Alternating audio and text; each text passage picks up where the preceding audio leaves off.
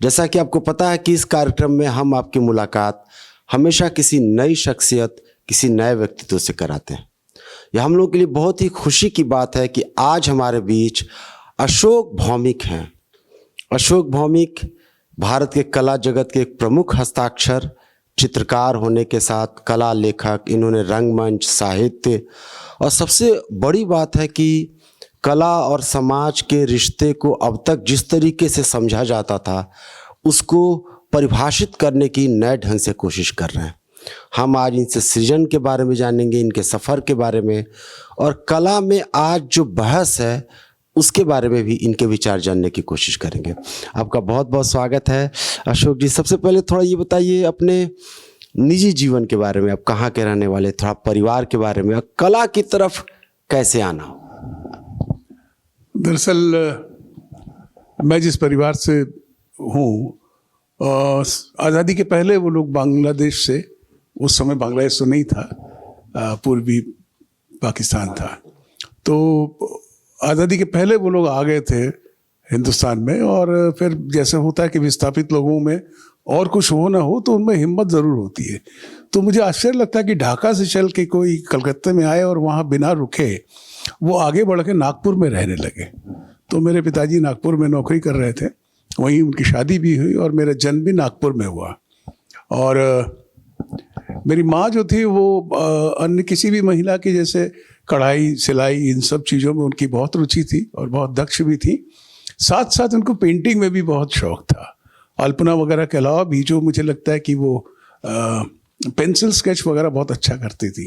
पर ऐसा होता है कि एक संयुक्त परिवार था, उसमें उस ज़माने में महिलाओं को, मैं तो आज मानता हूँ कि आज भी उन महिलाओं को उतनी आज़ादी नहीं मिल पाती है, तो उनको भी उतनी आज़ादी नहीं थी कि वो पेंटिंग की तरफ आगे बढ़े। और मैं बहुत कम उम्र में मैं उनके साथ बैठ के उनसे सीखता था, मतलब सजग रूप से सीखता तो नहीं था, पर मैं देखता था और थोड़ा समझने की कोशिश करता था। तो ऐसे ही कला के प्रति मेरी रुचि हुई, और न केवल चित्रकला के प्रति पर जीवन को देखने के लिए माँ मेरी संगीत बहुत अच्छा जानती थी और साहित्य में उनका भी उनकी रुचि थी। ये सब कुल मिला के जो मेकिंग ऑफ ए पर्सन होता है, वो सफल हो ना हो, असफल हो, वो तो अलग बात है, पर उसमें उनका बहुत बड़ा योगदान है। और एक संयुक्त परिवार में उतना मिलना भी मेरे ख्याल से बहुत बड़ी बात है। तो इस तरह से मेरा सफ़र जो मैंने वहाँ शुरू किया नागपुर में, केवल 5 साल की उम्र थी मेरी और नागपुर को मुझे छोड़ना पड़ा, क्योंकि मेरे पिताजी की नौकरी थी तबादले की। तो वो नागपुर से चल के हम लोग लखनऊ आए, और लखनऊ में 4-5 साल रहने के बाद, आरंभिक जो पढ़ाई लिखाई के बाद, मुझे कानपुर तबादला हुआ पिताजी का, तो हम कानपुर चले आए। कानपुर में मेरी पूरी पढ़ाई हुई और एमएससी तक मैं कानपुर में ही रहा। और फिर नौकरी मिली, और एक ऐसी जगह नौकरी मिली जिसका मानचित्र में उसका अवस्थान कहाँ है उसके बारे में मुझे जानकारी नहीं थी। तो मुझे लोगों से पूछना पड़ा, भाई आजमगढ़ कहाँ है। तो आजमगढ़ में मेरी पोस्टिंग हुई और मैं आजमगढ़ में 9-10 साल रहा। उसके बाद इलाहाबाद आया, इलाहाबाद से कलकत्ता, कलकत्ते से फिर दिल्ली। तो इस तरह वो सफ़र चल रहा है, और मुझे लगता है कि ये दिल्ली जो है अंतिम पड़ाव नहीं है, कहीं और भी जाना रहेगा।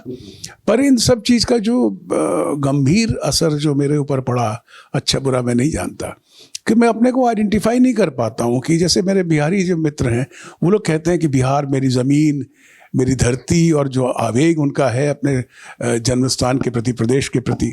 ऐसे मध्य प्रदेश के चित्रकारों को, लोगों को, लेखकों को देखता हूँ, उनका मध्य प्रदेश के प्रति जो आकर्षण है उत्तर प्रदेश में देखता हूँ, और ख़ासकर बंगालियों में जो वो टापू बनाने की जो प्रवृत्ति है, कि वो एक बंगाल है तो उसकी जेनेटिकली वो सुपीरियर है दूसरे से, इस तरह की भावना लेकर मैं उनसे कहीं से भी आइडेंटिफाई नहीं कर सकता हूँ। मैं नागपुर का होके भी नागपुर का नहीं हूँ, मैं उत्तर प्रदेश का होके भी उत्तर प्रदेश का नहीं हूँ, जन्म से मैं बंगाली हूँ लेकिन बंगाली नहीं हूँ। इस तरह से एक मुझे लगता है कि ये क्राइसिस शब्द शायद गलत है, पर मुझे लगता है कि मैं जिस उदारता के साथ दुनिया को देखना चाहता हूँ, दुनिया उतनी उदार है नहीं। मेरे मित्र जो हैं आसपास है, मैंने अधिकांश लोगों में देखा है, और ये कोई गलत बात भी नहीं है, कि उनके अपने प्रदेश के प्रति, अपने स्थान जहाँ से वो आते हैं, उनकी भाषा के प्रति, उनकी संस्कृति के प्रति एक अतिरिक्त आवेग है। और उसमें कहीं पे एक अंडरटोन इस बात का है कि जब मैं एक बंगाली होने की अस्मिता को मैं स्वीकार करता हूँ और मैं उसमें गर्व का अनुभव करता हूँ, तो अनजाने में मैं दूसरे संस्कृति, दूसरी भाषा के लोगों के साथ थोड़ा सा दुराव भी करता हूँ। जैसे धर्म के बारे में भी मुझे लगता है कि मैं अगर बहुत हिंदू धर्म या किसी भी धर्म का मैं हूँ, तो साथ ही साथ अनजाने में मैं दूसरे धर्म के प्रति विरोध की भावना भी रखता हूँ।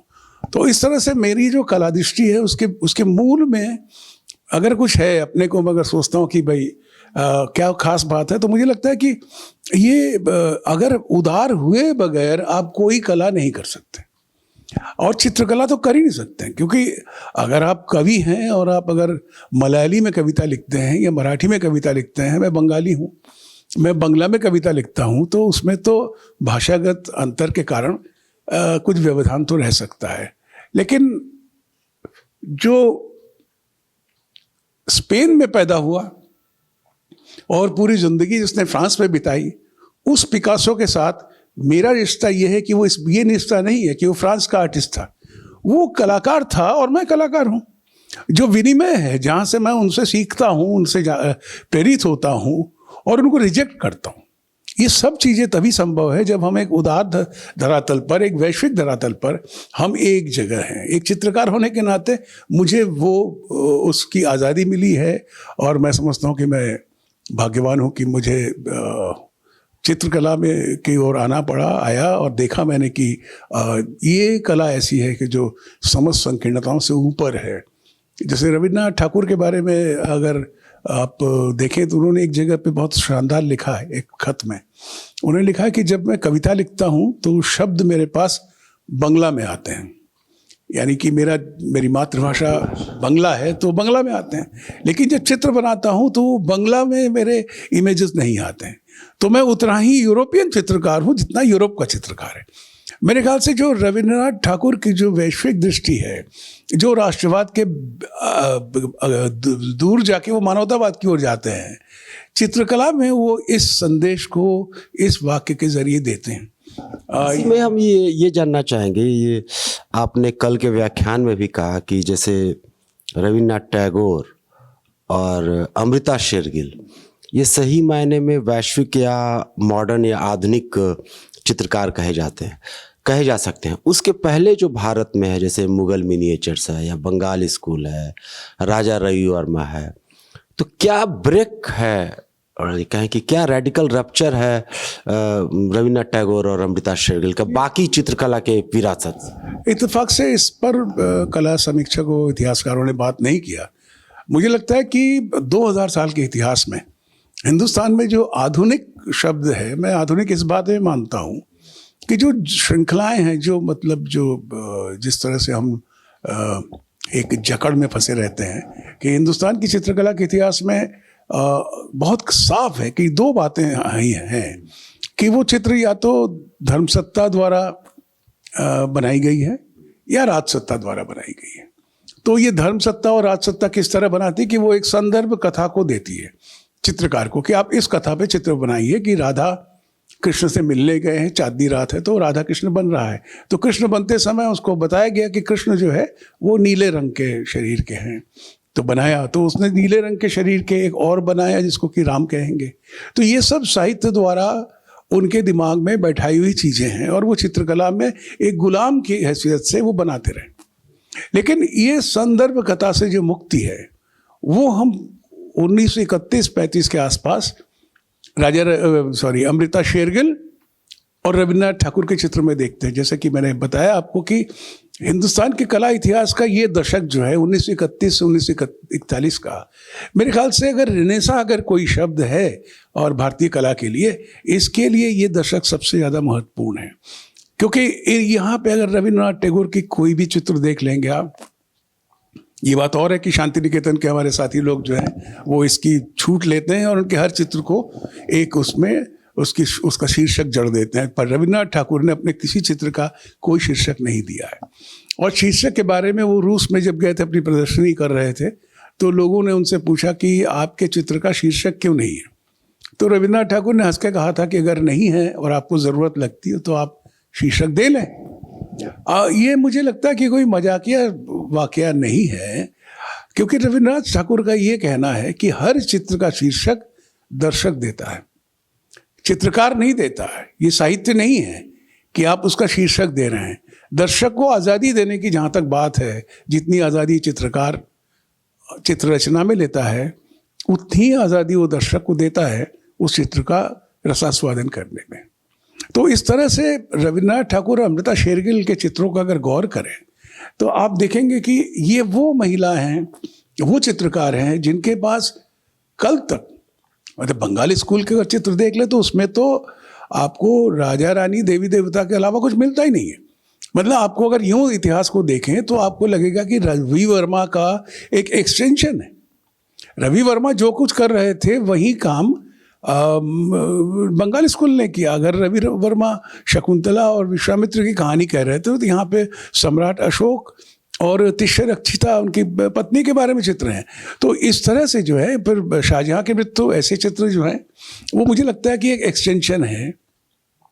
और उस दबाव को, जो हजारों साल के दबाव है, उसको तोड़ के अमृता शेरगिल का चित्र जब देखते हैं, 3 बहनें, 3 लड़कियां हैं, 3 बहनें, या मदर इंडिया या भारत माता, इन सब चित्रों में हम जिनको देख रहे हैं उनके बारे में कोई कथा जो है, जो पूर्व परिचित कथा हमारे पास नहीं है।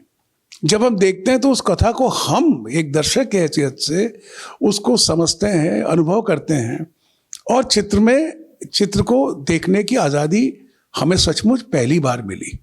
इसके पहले जो था कि राम कथा पर है, तो राम कथा चित्र देखने के पहले ही कथा आपके दिमाग में है, आपको चित्र देखने की जरूरत नहीं है। अब जो सुख है, जो सुख इस बात का कि भारतीयों का सुख क्या है चित्र देखने में, चित्र में आप क्या खोज पाते हैं? चित्र में हम ये पाते हैं कि परिचित जो संदर्भ कथा है उसको हम शिनाख्त करते हैं। जहां हमें वो नीले रंग का व्यक्ति मिल जाता है जिसके हाथ में धनुष है, तुरंत हम समझते हैं कि ये कृष्ण नहीं है, ये राम है, क्योंकि हम ये चित्र देखने के पहले परिचित हैं कि वो धनुष हाथ में लिए जो व्यक्ति है वो राम है, उसकी कथा ये है। आपने ये बड़ी महत्वपूर्ण बात कही कि रविन्द्रनाथ टैगोर और इनके पहले चित्रकला पर एक दबाव था, मेरे ख्याल से जो मैं समझ पा रहा हूँ, धर्म सत्ता और राज सत्ता का, और उसने उसको संदर्भ से जोड़ दिया चित्र को, और ये मेरे ख्याल से उसने उसका नुकसान किया या उसको अपने नैरेटिव को आगे ले जाने का माध्यम बनाया। एक्चुअली अगर आप देखें ना कि जो कथा है, जो चित्रकला में जो कथा संदर्भ को आगे बढ़ाने की बात है, जो धर्म सत्ता राज सत्ता के बारे में आपने बात की, तो हमें ये सोचना चाहिए कि जो चित्र में जब हम कथा पाते हैं, ये कथा कौन है जो हमको कथा सुना रहा है, ये कौन है जिसका स्वार्थ सिद्ध हो रहा है इस कथा के आगे बढ़ाने से। जिस मुल्क में निरक्षरता इतनी बड़ी हो, हर जगह निरक्षरता है, लेकिन हिंदुस्तान में एक और बात है कि हर 100 कदम पे आपकी भाषा बदलती है, संस्कृति बदलती है। ऐसे में धर्म का कारोबार चलाने के लिए चित्रकला से बेहतर कुछ चीज़ हो नहीं सकता था। अगर रवि वर्मा को देखेंगे, रवि वर्मा एक मानकीकरण करते हैं, एक स्टैंडर्डाइज करते हैं कि अगर सरस्वती है तो उसका ये रूप होगा, किसी को आपत्ति नहीं है, सरस्वती का रूप है, वो चल रहा। लेकिन इस रूप की जब कल्पना करते हैं रवि वर्मा किसी योजना के तहत करते हैं ऐसा मैं नहीं कहता, पर रवि वर्मा के चित्र में वो प्रामाणिकता है, जो रियलिज्म जिसे कहते हैं, वो रियलिज्म है कि उसके जो शरीर का जो एनाटॉमी है, जो अनुपात है, बिल्कुल वैसे ही है जैसा कि एक आम आदमी में होता है। तो ऐसी स्थिति में वो प्रामाणिक हो जाते हैं। जैसे कि अगर आप जामिनी राय को देखें या उसके पहले अगर कालीघाट पट के चित्रों को देखें तो उसकी जो आकृतियां हैं वो प्रामाणिक नहीं लगती, वो रिप्रेजेंटेशनल फॉर्म है। वो ऐसा नहीं है कि रवि वर्मा ने क्या किया, बिल्कुल वही एनाटॉमिकल फीचर्स रखे। तो पहली बात तो ये है कि हमारे दिमाग में इस बात की एक संकेत मिलता है कि ये राम और लक्ष्मण और सीता और कृष्ण और राधा और ये जो पूरा जो परिवार कुल है, ये इसका अस्तित्व केवल पुराण में नहीं है, पुराण से हट के इतिहास के अंश बनते हैं। और इतिहास को जब आप, इतिहास है तो वो सत्य है, सत्य को जब अभिनय की मुद्रा में देखते हैं, जैसे रवि वर्मा के चित्रों में आप देखेंगे कि उसमें केवल एक, जैसे वराह अवतार का चित्र है, एक मूर्ति का अनुकरण है मान लीजिए। लेकिन जिस चित्र में विश्वामित्र और शकुंतला से बातचीत हो रही है, मेनका से बातचीत हो रही है, जो भी प्रसंग है, उसमें आप उसकी नाटकीय उपस्थिति देखेंगे। जैसे कि पारसी थिएटर में दो अभिनेता आपस में बात कर रहे हैं, तो वो अभिनेता कौन है? मतलब उनका जो व्यक्तिगत जीवन में शायद वो एक मास्टर हो, कोई एक किरानी हो, लेकिन जब मंच पर हैं तो वो राजा हैं और एक दूसरे अभिनय कर रहे हैं चरित्र में, और वो इतना कन्विंसिंग हो जाता है उनके अभिनय से। वो अतिरिक्त चीज़ है जो एनाटॉमी के बियॉन्ड है, वो अभिनय, उनकी मुद्रा, उनके भाव हमें कन्विंसिंग लगता है। इस पूरे कन्विंसिंग प्रोसेस में एक चीज़ का मैं उल्लेख करूँगा यहाँ पे, ये जो कन्विंसिंग जो है, तो हमारे आम लोग जो भारतीय हैं उन्होंने कहा कि नहीं, ये जो चरित्र हैं, ये जितने भी चरित्र हमारे पुराण में है, ये चरित्र पुराण में नहीं है, हमारे इतिहास में है। जब आप इतिहास समझ लेते हैं तो आप उनके अस्तित्व को आसपास पाते हैं। जैसे हिंदुस्तान में कम से कम सीता की रसोई आपको 15-20 तो मिल ही जाएंगे। कहीं भी चले जाइए, वहाँ भीम यहाँ रुके थे और पंच पांडव यहाँ छिपे थे, इस तरह की चीज़ें आपको मिलेंगी। ये वो मानसिकता है जिससे कि हम पुराण कथाओं को इतिहास में बदल लेते हैं, और चलते चलते एक दौर ऐसा भी आता है कि हम उनकी जन्मभूमि की भी तलाश कर लेते हैं। तब वो विवाद और कोई भी चीज़ है वो ख़त्म हो गया। जब आपको जन्मभूमि मिल गई, जैसे मेरे पिताजी का जन्म ढाका में हुआ था, तो उसमें कोई विवाद नहीं है कि पिताजी कहाँ थे, क्या थे। उनका जन्मभूमि जब आपने देख लिया, तब कोई विवाद नहीं। आने वाले ज़माने में आने वाली पीढ़ियाँ जो है तो उस तरह से देखेगी इतिहास को, उस तरह से देखेगी अपने पुराण कथाओं का जो माधुर्य है, जो पुराण कथाओं का जो असर है, उससे हम निकाल के उनको इतिहास कथा में बदल दिए। यहीं पर एक बात बहुत छोटी संक्षिप्त टिप्पणी चाहूँगा। जैसे आपने कहा रविन्द्रनाथ टैगोर और इनके बारे में, जैसे हम पटना कलम की पेंटिंग्स में, तो उसमें भी राजा वगैरह नहीं है, लुहार है, कुम्हार है, कॉमन मैन है, तो इनको ट्रेडिशन में कहाँ रखा? जब भी आज इधर के दिनों में बात करते हैं, हम प्रायः भारतीय कला की बात करते हैं ना। जो भारतीय शब्द हम जब इस्तेमाल करते हैं तो हमारे दिमाग में सन 47 के भारत की कल्पना रहती है, हमारे दिमाग में उसके पहले की भारत की कल्पना नहीं रहती है। जैसे कि आपने कहा पटना कलम, जैसे कि मैंने कहा आपको कालीघाट पट, जैसे कि तमाम तरह के स्थानीय कलाएं जो थी वो इतनी विच्छिन्न थी, एक दूसरे का कोई संपर्क नहीं था कि इसका बहुत बड़ा असर भारतीय कला संदर्भ में नहीं देख पाएंगे। ये बात और है कि बिहार के कला संदर्भ में या पटना के कला संदर्भ में इसकी अपनी भूमिका होगी। इतिहास को जब हम लिखेंगे, इसलिए इतिहास को, भारतीय कला के इतिहास जब बात करते हैं, जैसे मान लीजिए कि छोटी सी बात यह है कि आगरा में जिस समय आगरा में जो चित्र बन रहे थे दरबार में, अकबरनामा, जैसे बसावन थे और पयाग थे, ऐसे समय समय के चित्रकार हुए, उन्होंने बनाए। पर पयाग और बसावन और ये लोग जो थे, ये अकेले तो नहीं थे, ये भी किसी स्कूल से आए होंगे, कहीं पे उन्होंने सीखा होगा, वहाँ और भी लोग कलाकार रहे होंगे। वे कलाकार जो लोक कला के नहीं हैं, वो शहरी कला के हैं, जो कि राज दरबारों में उन्होंने इतनी बड़ी बड़ी कलाओं की रचना की।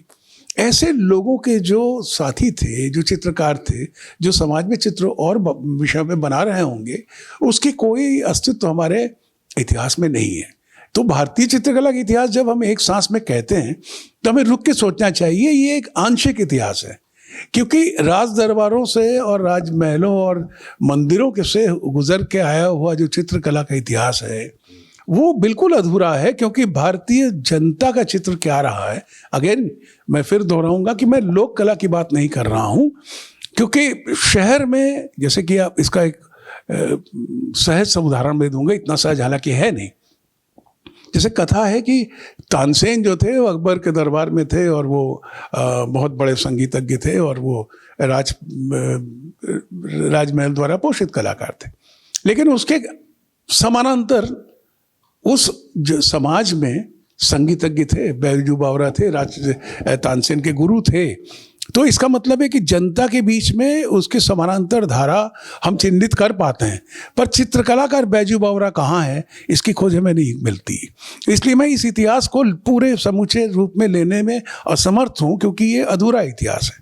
यहाँ पर अशोक जी, जैसे आपने बहुत महत्वपूर्ण आपकी अभी नई किताब है चित्त प्रसाद के ऊपर, उसके पहले आपने चित्त प्रसाद पर छोटी छोटी पुस्तिकाएं भी लिखी है, जैसे चित्त प्रसाद के चित्रों में सशस्त्र विद्रोह, सोमनाथ होर, जैनुल आबदीन या कमरुल जो बांग्लादेश चले गए, इन लोगों की जो धारा थी, और हम चाहें थे इस पर थोड़े ठीक से रोशनी डालें।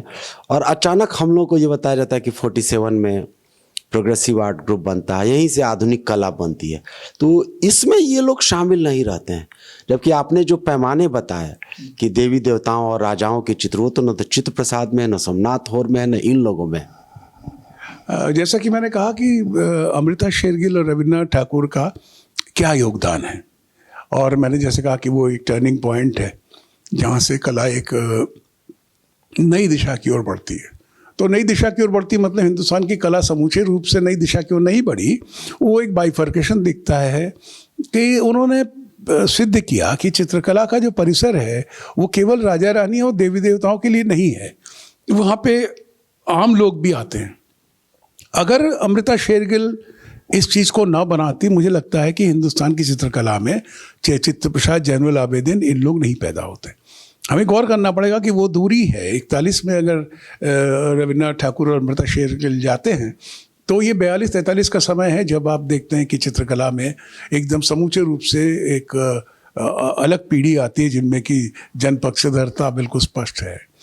अब आपने जो कहा कि मैंने ऐसा क्यों किया, मुझे लगता है कि चित्रकला की एक भूमिका होती है, बहुत ही जटिल भी होगी।